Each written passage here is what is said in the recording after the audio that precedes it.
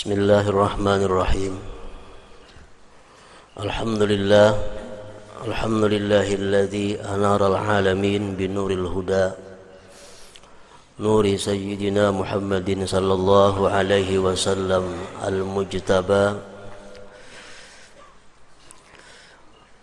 Wassalatu wassalam ala sayyidina wa maulana Muhammadin Abi Zahra wa ala alihi wa ashabihi wa dzurriyyatihi wa man iqtada, amma ba'd.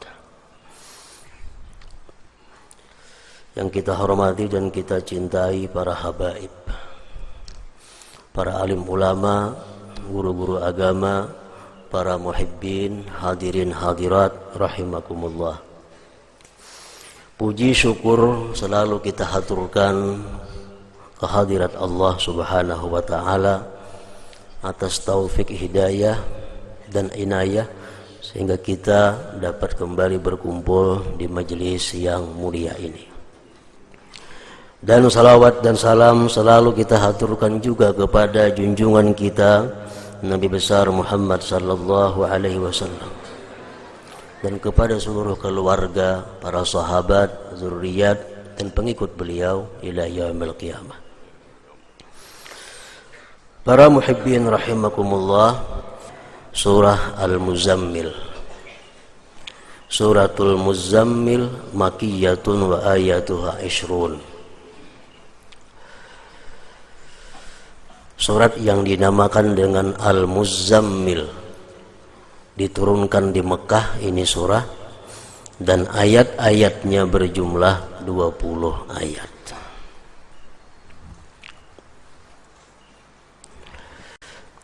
Bismillahirrahmanirrahim. Ya ayyuhal muzammil, hai al-muzammil.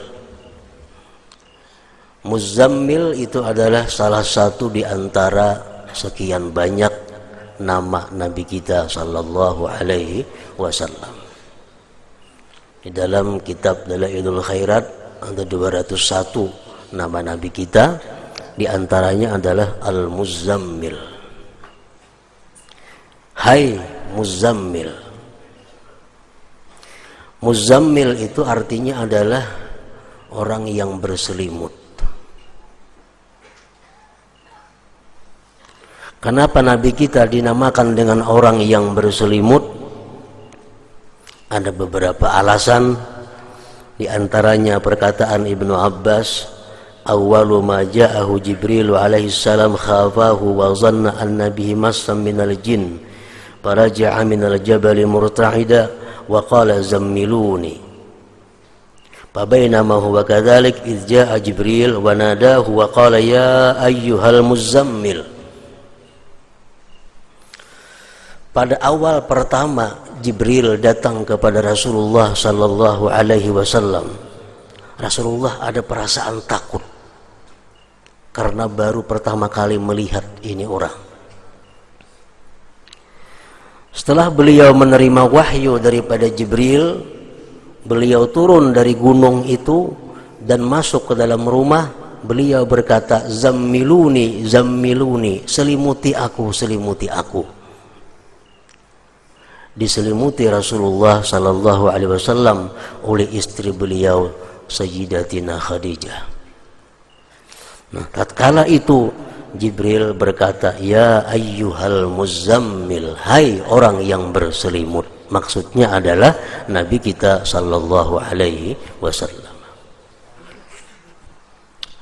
Qumil laila illa qalila nisbahu awinkus minhu qalila au zid alaihi warattilil qur'ana tartila inna sanulqi alaika qawlan thaqila inna nashi'atal laili hiya ashaddu wat'aw wa aqwamu qila. Qumil laila, sembahyanglah engkau di malam hari. Sembahyanglah engkau di malam hari. Malam itu mulai maghrib sampai subuh. Apakah sama-sama sembahyangnya? Qumil laila, sembahyanglah kamu di malam hari. illa qalila, kecuali sedikit yang kamu tidak sembahyang. Artinya sebagian besar malam diisi dengan sembahyang. Nisbahu awin kusminhu qalila au zid alaihi. Sembahyanglah kamu separuh malam, atau 2/3 malam, atau 1/3 malam. Digunakan untuk salatul lail, sembahyang malam. Warattilil Qur'ana tartila, dan tartilkan Al-Quran secara tartila. Bacalah Al-Quran dengan cara tartil, dengan cara perlahan-lahan. Karena dengan bacaan tartil, seseorang akan bisa memahami dan menghayati makna yang terkandung di dalam Al-Quran itu. Kenapa Rasulullah Sallallahu Alaihi Wasallam diperintahkan sembahyang di tengah malam dan membaca Al-Quran dengan tartil? Inna sanulki alaika qawlan thaqila. Kami akan menyampaikan kepada engkau perkataan yang berat. Maksudnya kami akan memberikan kepada engkau Al-Quran yang di dalamnya penuh dengan hal-hal yang sangat berat untuk diamalkan. Nah, jadi untuk mempermudah sesuatu yang berat yang akan kita hadapi, itu jalannya antara lain adalah bangun di tengah malam, sembahyang malam. Dengan sembahyang malam, dengan qiyamul lail, sesuatu yang bagaimanapun beratnya akan menjadi mudah. Itu salah satu daripada manfaat atau faidah daripada orang yang sembahyang di tengah malam itu. Inna nasyi'atal laili hiya ashaddu wat'aw wa aqwamu qila. Sesungguhnya di saat-saat malam itu lebih bersangatan pengaruhnya dan lebih lurus bacaannya. Kalau siang ada kesibukan, ada bunyi macam-macam, tapi kalau malam lebih lurus dan lebih berpengaruh. Nah, para muhibbin rahimakumullah, di dalam beberapa ayat tadi, di situ disebutkan bahwa salah satu di antara manfaat guna daripada sembahyang tengah malam itu adalah mempermudah menghadapi hal-hal yang berat. Karena perjuangan Nabi kita Shallallahu Alaihi Wasallam ini sejak diturunkan wahyu itu akan semakin berat yang beliau hadapi. Untuk memperinting, mempermudah, salah satu caranya adalah dengan qiyamul lail. Para muhibbin rahimakumullah, banyak lagi manfaat dan faidah kegunaan qiyamul lail itu. Ini kita rincikan satu persatu dengan harapan orang yang sudah terbiasa dengan qiyamul lail agar lebih mantap lagi qiyamul lailnya, dan yang belang-kambingan qiyamul lail supaya jadi istiqamah qiyamul lailnya, dan yang belum qiyamul lail supaya mulai untuk qiyamul lail. Para ulama ada merincikan setidak-tidaknya ada 10 manfaat daripada qiyamul lail itu. Yang pertama, qurbatun minallah ta'ala, dekat dari Allah. Orang yang sembahyang qiyamul lail, orang yang sembahyang di tengah malam itu, dia dekat dengan Allah. Kayak apa nyamannya orang dekat lawan Allah itu kita bisa membayangkan. Dekat lawan orang sugih aja nyaman. Dekat dengan orang sugih aja nyaman. Apalagi dekat dengan yang maha sugih. Dekat dengan camat saja nyaman, apalagi dekat dengan yang maha kuasa. Dekat dengan orang kuat merasa aman, merasa terlindungi, apalagi dekat dengan yang maha kuat. Nah, di waktu kita qiyamul lail, di waktu kita bangun tengah malam sembahyang, di situ kita dekat dengan Allah Subhanahu wa taala. Rasulullah bersabda, aqrabu ma yakunu rabb minal abdi fi jawfil lail, fa in istata'ta an takuna mimman yadhkurullah fi tilka as-sa'ah faqun, rawahu Tirmidzi. Paling dekat Allah daripada hambanya di tengah malam. Jika engkau mampu bahwa engkau termasuk orang yang berzikir pada tengah malam itu, maka lakukanlah olehmu.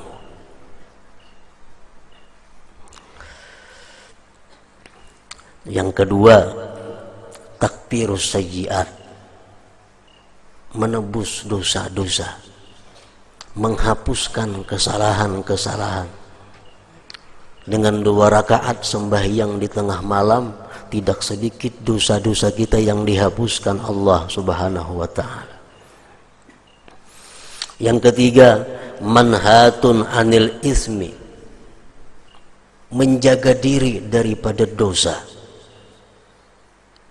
Orang yang istiqamah qiyamul lail, dia jauh dari dosa,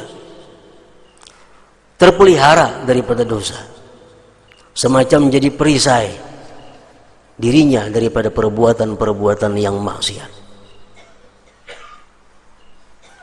Rasulullah SAW bersabda, alaikum biqiyamil lail fa innahu da'bu salihin qablakum wa qurbatun ila rabbikum wa maghfaratun lis-sayyi'at wa manhatun anil ismi wa matradatun anidda lidda'i anil jasad. Ujar Nabi kita, lazimi qiyamul lail, lazimi artinya gawi terus menerus, karena itu adalah kebiasaan orang-orang saleh yang dahulu, dan itu merupakan pendekatan kepada Tuhan dan penebus daripada segala macam kesalahan dan dosa. Yang keempat, matradatun lidda anil jasad. Qiyamul lail itu berfungsi, berguna juga untuk menolak penyakit. Penyakit apa? Allah yang mengetahui. Yang jelas, orang yang qiyamul lail itu akan terhindar dari penyakit-penyakit yang mengganggu ibadahnya kepada Allah. Misalnya penyakit lali. Orang yang qiyamul lail akan terpelihara daripada lali. Makan ganjang akal kadada. Makan 3 piring habis, makamih kada bepada. Kalau qiyamul lail itu lazim, istiqamah, terhindar dari penyakit itu. Yang kelima, syaraful mukmin, kemuliaan orang mukmin. Orang mukmin itu punya kemuliaan, letaknya di qiyamul lail.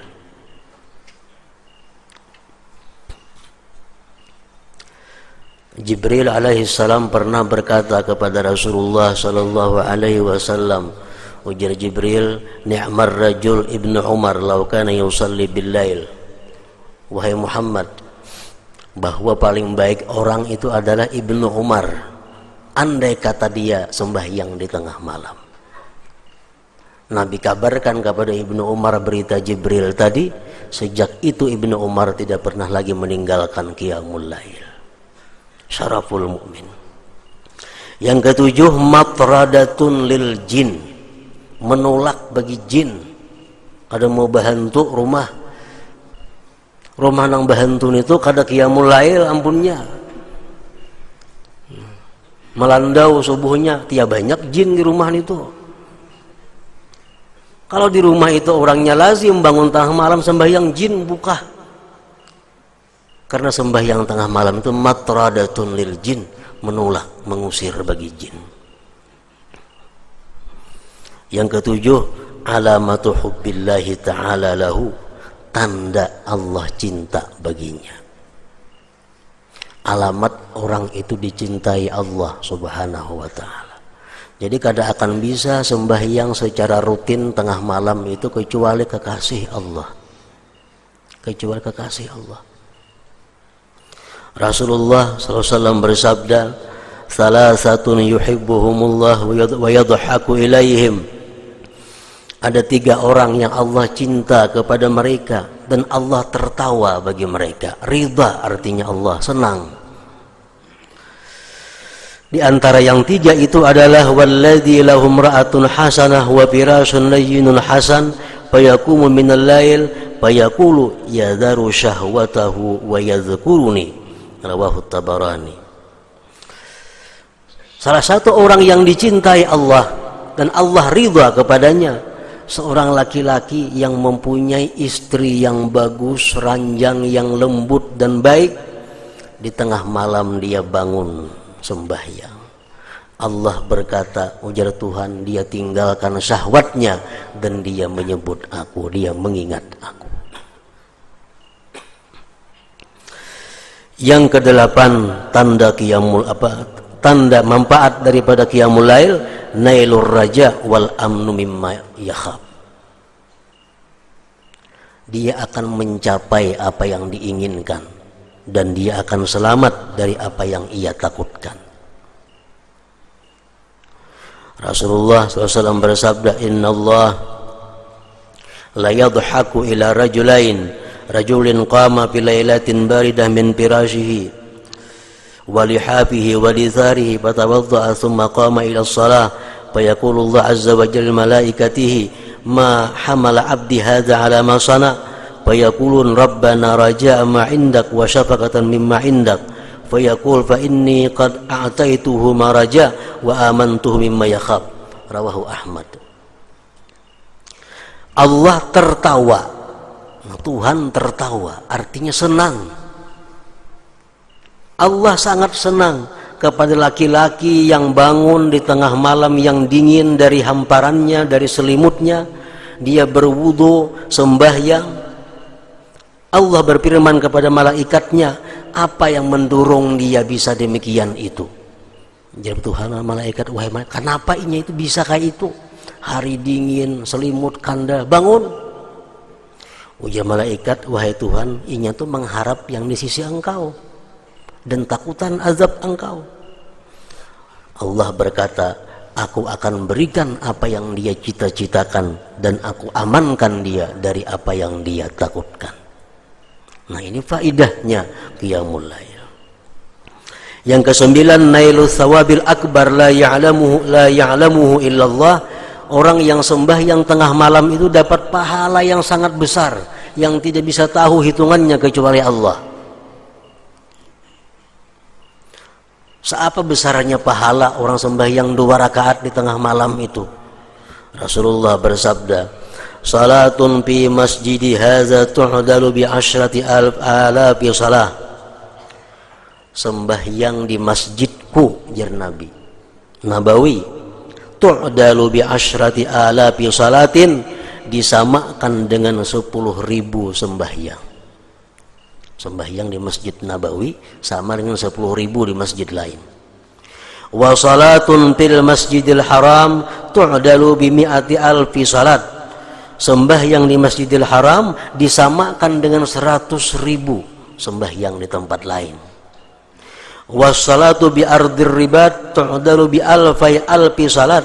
Sembahyang di bumi ribat, sembahyang di tempat perbatasan Islam kafir, menjaga negara Islam, orang-orang yang menjaga agar orang-orang kafir jangan masuk ke kampung kita. Sembahyang sembahyang di sana pahalanya sama dengan 2 juta kali sembahyang di tempat lain. Wa aksaru min zalika kullihi, dan yang lebih banyak dari yang demikian seluruhnya, ar-rak'atani yusallihimal 'abdu fi jawfil lail la yuridu bihima illa ma indallah azza wa jalla. Rawahu Ibnu Hibban. Lebih banyak daripada yang demikian itu sembahyang 2 rakaat di tengah malam semata-mata karena Allah azza wa jalla. Lebih daripada sembahyang di Mekah, lebih daripada sembahyang di Madinah, lebih daripada sembahyang di tempat ribat. Orang yang sembahyang 2 rakaat tengah malam, amunnya sembahyang 2 rakaat tengah malam, andaknya di Masjidil Haram pulang makin harat lagi nih tuh. Yang ke-10, dukhulul jannah bighairi hisab, masuk surga tanpa dihisab. Rasulullah SAW bersabda, yuhsyarun nas bi sa'idin wahid yaumal qiyamah fayunadi munadin fayaqul ainal ladzina kanu atajaba junubuhum anil madaji' fayaqumun wa hum qalil fayadkhuluna al jannata bighairi hisab summa yu'maru bi sa'irin nas ilal hisab. Rawahul Baihaqi. Manusia dihalau di halaman yang satu pada hari kiamat itu, padang mahsyar. Maka di situ ada berseru orang yang berseru, mana orang yang sembahyang di tengah malam? Bangkitlah. Maka bangkitlah mereka yang bangun di tengah malam. Mereka orangnya sedikit. Maka mereka masuk surga tanpa dihisab. Ya sudah, mereka selesai. Kemudian disuruh manusia yang lainnya untuk dihisab Allah Subhanahu wa ta'ala. Masih banyak lagi faidah manfaat orang yang kawa, yang mampu istiqamah atau muwadzabah qiyamul lail ini. Para muhibbin rahimakumullah, seorang laki-laki pernah datang kepada Al Hasanul Basri. Beliau berkata, wahai Syekh Hasanul Basri, ulun ini guring dalam keadaan sihat wal afiat, hendak benar bangun tengah malam itu. Air wudu sudah disiapkan di higa awak, supaya kita begitu bangun cap langsung berwudu. Tapi hingga kada kau bangun subuh hari, pada awak kada ada sakit, kada ada apa. Hasan Basri menjawab, qayyadatka zunubuka, ikam dipasung oleh dosa-dosa engkau.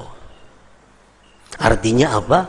Orang yang banyak dosa kada akan bisa terus menerus qiyamul lail. Nah, ukur diri seorang. Ukur diri seorang. Bila kada kawan terus menerus, berarti kebanyakan dosa pada yang baiknya. Kebanyakan dosa. Qayyadatka zunubuka. Orang yang sembahyang qiyamul lail secara rutin itu adalah alamat hubbillah, tanda dicintai Allah Subhanahu wa ta'ala. Nah, para muhibbin rahimakumullah, itulah permulaan daripada surat Al-Muzammil ini. Kemudian surat Al-Muzammil ini ditutup dengan ayat wa ma tuqaddimu li anfusikum min khairin tajiduhu indallahi wa khairan wa a'zama ajra wastaghfirullah innallaha ghafurur rahim. Sesuatu yang kamu dahulukan bagi diri kamu daripada kebaikan, kamu dapati sesuatu itu di sisi Allah kebaikan dan sangat besar pahalanya. Artinya kita nih belum lagi mati, kita kirim dahulu amal kita ke akhirat. Karena kita mati, kita temui amal itu ada di akhirat dan lebih besar pahalanya.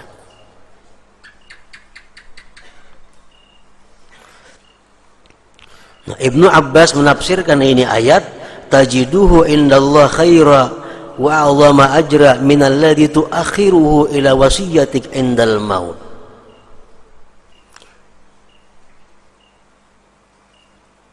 Kalau kita bersedekah masih sekarang, bersedekah 10.000, itu lebih besar pahalanya di sisi Allah daripada kita bersedekah sesudah mati atau berwasiat. Ibnu Mas'ud mengatakan, dirhamun yumpikuhu ahadukum fi sihhatihi wa suhih afdalu min mi'atin yusi biha indal maut.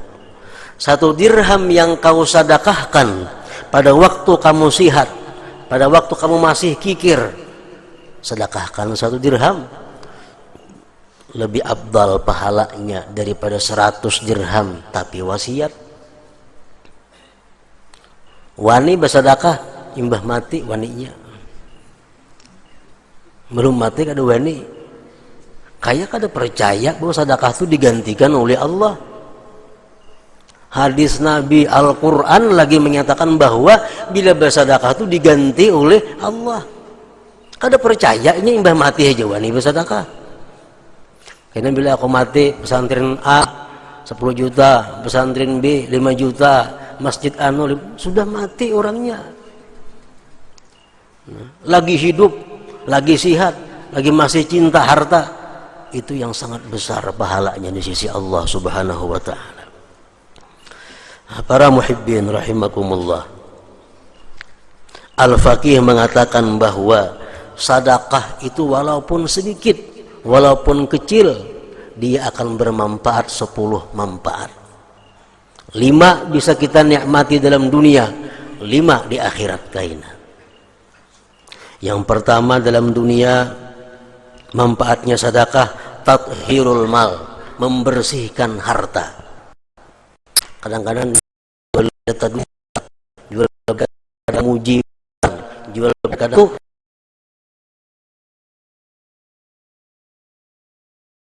sedekahkan sebagainya. Yang kedua, tathhirul badan minadz dzunub, membersihkan badan dari dosa. Sedekah menghapus dosa.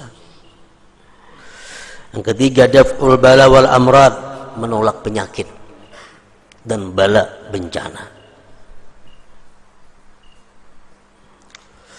Yang keempat, idkhalus surur alal muslimin, menggembirakan orang muslim. Yang kelima, barakatun fil mal wa sa'atun fir rizq, berkah hartanya dan luas rezekinya. Itu dalam dunia dirasakan. Wa amma fil akhirah, adapun di akhirat sedekah itu pertama zillun min syiddatil har, naungan daripada bersangatan panas di padang mahsyar, pendinding daripada api neraka. Yang kedua, khiffatul hisab, orang yang banyak bersedekah inting hisabnya di sisi Allah. Yang ketiga, thiqalul mizan, timbangan amal kebajikannya berat. Yang keempat, jawazun ala sirat, dia lurus di titian siratal mustaqim. Yang kelima, ziyadatud darajat fil jannah, menambah derajatnya di dalam surga. Walaupun sedikit sedekah, dia akan bermanfaat 10 manfaat itu. Hadratin Nabi sallallahu alaihi wasallam. Al-Fatihah. Iyyaka nasta'in ihdinas siratal mustaqim. Asyhadu an la ilaha illallah wahdahu la syarika lah. Asyhadu anna sayyidana Muhammadan abduhu wa rasuluh. La ilaha illallah. Nastaghfirullah. La ilaha illallah. Nastaghfirullah.